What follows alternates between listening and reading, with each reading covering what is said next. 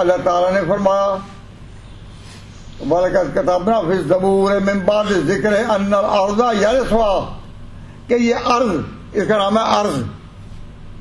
اور میں گزارش کرتا ہوں کہ اس کا نام ارض مقدس. تو اللہ تعالیٰ نے تورات میں فرمایا،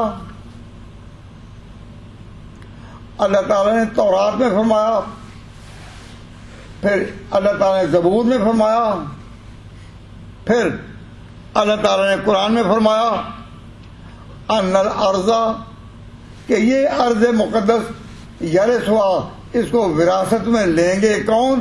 عبادی الصالحون، جو میرے مقبول بندے ہوں گے. اب آپ یہ سمجھیں کہ یہ ارض مقدس جو ہے، ارض مقدس جس کے بارے میں یہ پیش گوئی ہے تورات، انجیل، زبور اور قرآن کی، ان الارض، کہ یہ خاص زمین جو ہے ارض شام، یرثھا، اس کو اپنے قبضے میں لیں گے عبادی الصالحون، جو میرے نیک بندے ہوں گے.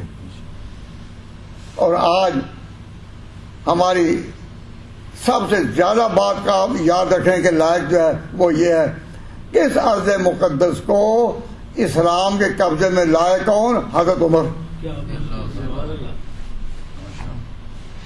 اب قرآن تو پیش گوئی کر رہا ہے کہ یہاں قبضہ کون کر سکیں گے؟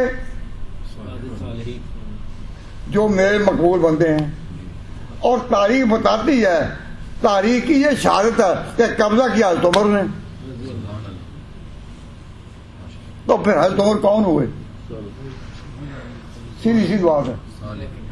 حضرت عمر رضی اللہ تعالیٰ عنہ عام صحابہ کی طرح نہیں، عام مسلمانوں کی طرح نہیں. اللہ تعالیٰ نے قرآن میں ان کو ان میں شمار کیا عبادی الصالحون، جو اللہ تعالیٰ کے مقبول بندے ہیں.